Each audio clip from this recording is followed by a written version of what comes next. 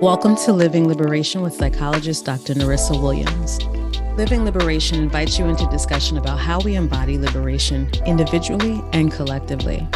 We explore liberation in our relationships, school, and work contexts, and in society at large. We challenge and cultivate thinking that moves us all towards collective liberation. Okay, so we're back with Dr. Gray, and we're going to have a conversation on really thinking strategies and thinking action steps for these things. Because a lot of times we hear about these things, we have, there's a lot of buy-in, emotional buy-in about like, oh yes, school should be this way and that way, but we don't have a whole lot of models. We don't know a lot of what to do. And Dr. Gray can speak to us from a research background as well as a practice background. And so the broad question here that you can take wherever you want, if we're thinking of this, making sure that schools are a place of belonging where students can feel like they can plug in, right? Like, you could plug into an outlet and actually get juice, where they can plug in and feel like they belong, then what are the things that teachers and what are the things that schools in general, and, you can get as broad as you want if we're talking districts and what have you, what can be done? Okay, let's talk about teachers for a moment. And when we talk about students from historically, marginalized groups, we mentioned before that their antennas can be up in certain spaces where, they may wonder or question if this environment is really for them. That means that, many different types of frictions, may, there's a room for misinterpretation, even if the teacher has the best intentions. So let's talk about a few ways to overcome that. The first is providing safety to be wrong inside of an environment. For us to really learn something and to be ambitious, that means we have to take some risks sometimes. But when we take risks, we can swing, very strong at a baseball that's coming our way. And the harder we swing, often the less accurate our swing is. And so, if we want them to put that power behind it and take risks, we have to give them opportunities sometimes to miss, and normalizing those difficulties is one of the biggest things that we can do. Everybody makes mistakes. It's a part of the learning process, right? So, we're going to learn from those and recover. But, I'm not going to fault you for taking a risk and jumping out there, because that's how you really understand, and that's how it really sticks. And so we also have to create space for meaningful questions in our classroom environments. Encourage students for being on task. It seems so basic, but if you see a student really persisting and trying, give them credit for the effort. It's not just what they do and how they perform. Celebrating their behavior when they implement a different strategy than what you taught them to overcome some difficulty. And also modeling mistakes, just being honest and vulnerable about a time that you messed up and goofed off. I often, tell my students at the university level, when I'm teaching statistics, about a time that I misinterpreted a regression coefficient in the wrong direction. My advisor was so excited about the findings because he thought they were going to be published in top journals like Science and Nature. He emailed all his collaborators, and I had to come back to him, and acknowledge the fact that I misinterpreted these findings, and I am so sorry for embarrassing him in front of all of his colleagues. It hurt, but, just admitting that to my students and allowing them to see that I can empathize with their experiences when they're making mistakes going through the process, helps humanize me as an instructor, and also creates potentially meaningful, teachable moments that they won't forget, that allows them to also overcome and not make those same mistakes. So attaching your own emotions to your mistakes and wrongness and your recovery is a great way to model safety to be wrong. And there's other approaches as well. Some others are decentering teacher authority, whether that's engaging students' expertise. And I don't just mean in terms of the content expertise, right? You might ask their expertise on what should be the next step in what we do. You might ask their expertise in terms of understanding how what we're doing is connecting and relevant to the real world and society, and making those connections, because they may see some connections for their peers that you don't necessarily see. So expertise does not mean content expertise. It can also mean emotional expertise in terms of understanding a problem from a different emotional, ethical angle. But it also can mean larger real world connections that students make, or even expertise on the flow of instruction and how the rest of the class could go if a teacher is making a decision in the moment and calling an audible about the flow of instruction. And so we can also honor multiple ways of knowing and showing.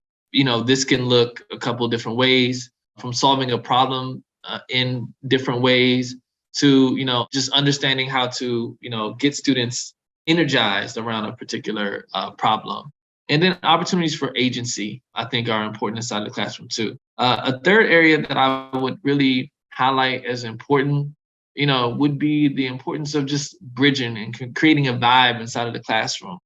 Music is important, but why not let the students DJ sometimes if they're solving problems, math problems? Just ask if anybody wants to DJ, tell them keep it clean, and allow them to control the music. Another area is around matching students' enthusiasm. When we see the student raising their hand and so eager to answer the problem, how do we match that by saying, you must have something really amazing to say. Let's let you get this out right now. What do you have to say to the class, right? But being authentic while doing it. And so each of these strategies can be a double-edged sword, because if you engage with them in inauthentic ways, in ways that don't match who you are, students will sniff through the baloney and might reject these olive branches that you're extending because they're not authentic.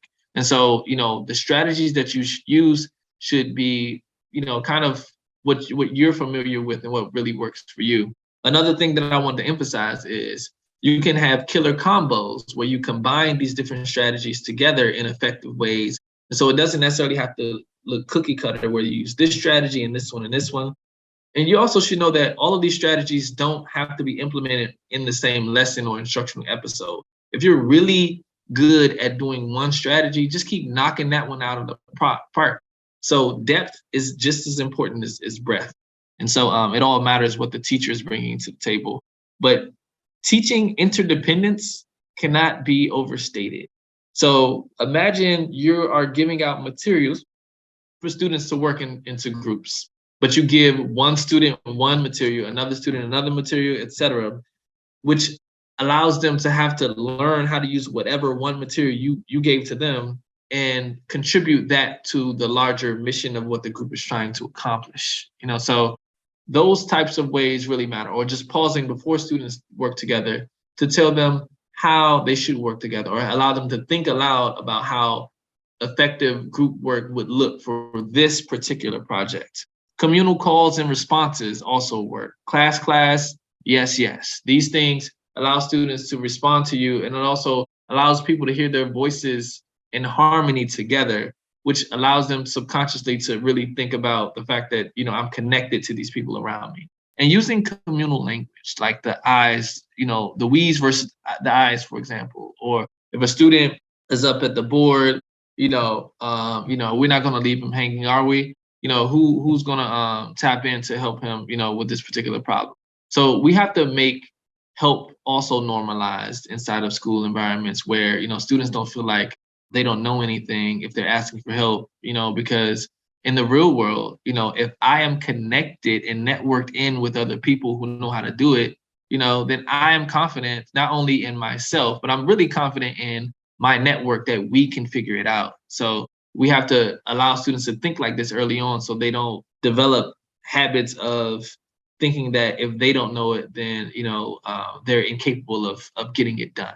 And finally, just awareness and support around, acknowledging difficulties, addressing these barriers if possible. Yes, so many students don't bring their pencils to class, their pens to class, but they still need to get the work done. And so finding that healthy balance of scaffolding students in terms of being prepared, while also just alleviating any barriers that would further make them feel marginalized inside of the classroom is important. And also, of course, not sending students out of the classroom when you can avoid it is important, because students have no opportunity to belong in a classroom that they're not allowed to be in. So these are some of the strategies that we can implement in a classroom level, but administrators can also support educators in a lot of ways. So one way is to network from practice to practice. Sometimes we bring in outsiders to speak to schools when there's a lot of knowledge and wisdom inside of schools. Imagine this. Schools have turnover, each year, and certain teachers leave. Sometimes really, really great teachers are leaving the school. How can we document that institutional wisdom so that it remains inside of the school? Or how can we learn from this teacher in ways that might be non-traditional? Let's say I teach mathematics and I'm connecting with a teacher in a social studies team on another team who teaches totally different students. Can my strategies be used to support his or her instruction in ways that make the whole environment better for students inside of the school? So we need to support practice mechanisms by paying our teachers for their knowledge and incentivizing them to share their wisdom that they've collected over the years, knowing that education may not always be a forever move for them in their career path. And then the last thing that we can always do to support students is making sure they're involved in decision-making practices inside of the schools. Sometimes they have decision-making when it comes to prom, when it comes to yearbook, but what about the policies that are rolled out around the way, the lunchroom operates, or the way, hall passes are administered inside of schools? Having them make real decisions is important. And it's more authentic as well for administrators when you not only heard from students, but these are the choices that you all decided to make. And so I'm holding us accountable based on what you all said works best for this citizenry. And then administrators at a district level, they can support their schools by providing funding for more creative activities, utilizing human resources in non-traditional ways. Like if you don't have the capacity inside of your district to pull certain things off, rather than shutting a good idea down, why not pair with a community organization that has capacity that you don't to figure out how to do it? So those strategic partnerships can look a variety of different ways, but pairing your access to facilities, access to certain resources inside of schools, and a few human resources to the expertise, know-how, and time that outsiders have to make magic happen for students. So that's what I'd say. The last thing that I'll say is around clothing. And one of the most basic things we can do is not other students for the clothes that they wear. And one of the biggest areas of infraction, are hoodies inside of schools. Sometimes students aren't allowed to wear hoods, but this is cultural, it is just meaningful for students. Some students might have bad hair days. Other students might just want to self-express. But why is it so distracting for students to have their hood on inside of a building? We need to rethink that seriously because hoodies have been the cause of many teacher-student interactions that create toxic environments for students unnecessarily and get them dismissed from class. So those are my top recommendations. Thank you. So you gave us a lot to think about. And what sits with me the most in the conversation is just, again, this idea of continuity, right? Between what happens in the home and what's in the school, right? Because I'm filtering this through my own experience and thinking about how nice it would have been to have a call and response kind of, because I was definitely shyer, not engaged. And this is somebody that was in honors classes and that excelled academically and different things like that. I was trying to graduate early, not do 12th grade, because I just wanted to get out of school as soon as possible because I did not feel a sense of belonging. So, but I wonder how, if I felt that I was in a context that was, that there was a match between the way I related in the community and with my peers and with the school system, right? As opposed to, asking all the students that come in to conform to a Eurocentric model, right? So I really like and appreciate these, seemingly like bite-sized things that add up to make the whole intervention, to make the whole experience different. So it's not like we have to come in and just reform everything. You know what I mean? And actually, yes, it is. Like when we're talking about dismantling, we are talking about dismantling a whole lot, but meaning that because I think a lot of people think funds and resources but most of what you've said, some things require resources, but most of what you said are just simple pivots in practice. You know what I mean? So I really like and appreciate that one question that I have, right? So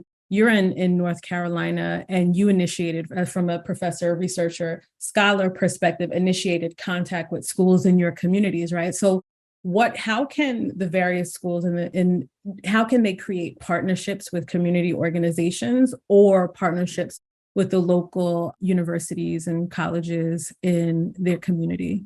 Yeah, so I wanna speak to that because I think it's a very important issue, but I also want to share how we can hold these different organizations accountable that we partner with, because sometimes we we don't jump into partnerships when we should, and then other times we jump in too fast, and it's kind of too late to adjust. So let's go through a couple of different areas of connection. So the first is around values and ideology. And so when I think about that, I think about this idea of, a vision for this partnership that is a shared vision that was created with members of your school and members of the community organization or university. Universities want to partner. One of the biggest reasons why is because they like to do research and have evidence that documents, processes and impacts. But not all researchers are for the culture.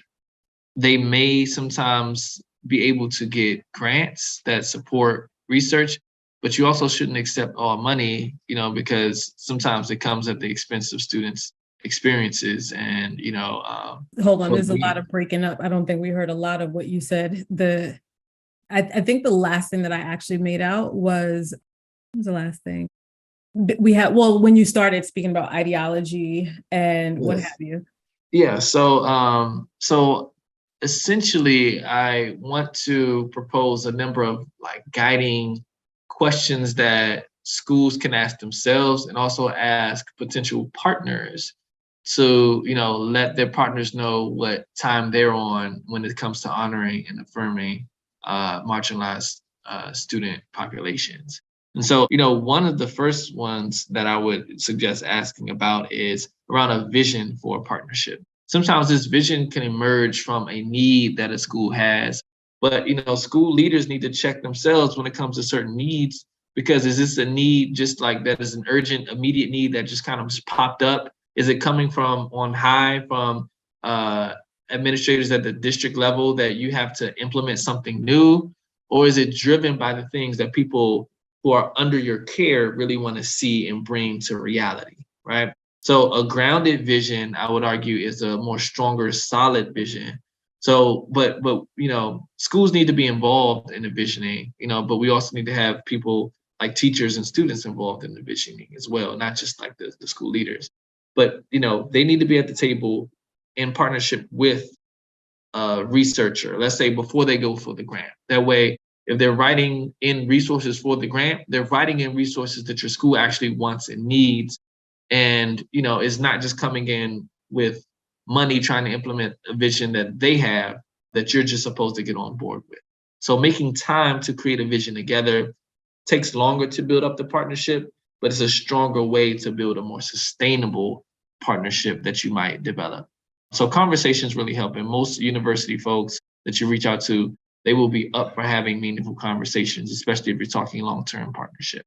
Another area that is important is community investment, right? You want to look for scholars, university researchers, or community members who have a demonstrated commitment to the uplift of young people in your community in particular. So what is their history around supporting young people? What initiatives have they championed in the past? What kind of issues with policy currently exist that they have a gripe with, that they really want to see something different, for? And I say this because you don't want people who are neutral. This is not a time to be neutral. You want people who are going to be on the right side of justice. And so you have to see their investment and love for the culture. Another area that's important is around what equity-focused approaches they bring to the table, in terms of how they think about the idea of partnership, in terms of how they think about the idea of being connected with people in the community or serving students, in terms of the frameworks that guide their programming, their research, et cetera. What have you read that informs the way you're moving as a community partner. And what do you see as the wealth and the assets of us in this particular environment, that you're planning on partnering with? And so ownership is also important. Having a say in the data that's collected, having a say in what information gets out about the students is really important. So maintaining a level of ownership over what is disseminated is crucial, because you want to make sure that your partnership results in a positive narrative being built for students inside of your schools. And finally, practical relevance and impact. What outcomes do you all collectively foresee, and how are teachers going to be directly uplifted, supported, and impacted positively by the work that's being done? And what opportunities are there to expand the work in the future if all goes well? So these are some questions that we can ask ourselves that can attract the right kinds of partners. And even if a university researcher or a community group is very busy, this lets them know that you're committed to quality, and they shouldn't lump you in with everybody else, because y'all are serious and y'all are being really intentional about the care that you all pour into students. Thank you. So the last thing I want to ask, building on this question, right? So if I'm not a whole school, if I'm not even a whole department, I'm a civics teacher. And I like what you shared earlier about, in the other interview, about how students, were able to use their voice and platform within the schools, within the classroom. So I don't necessarily feel like I have the support yet of the whole department or the school that I'm in or what have you, but I do want to engage with my community, because I do want to build these bridges and model social justice for the youth that I'm teaching. Is there anything that I can do on an individual level, in the community? Absolutely.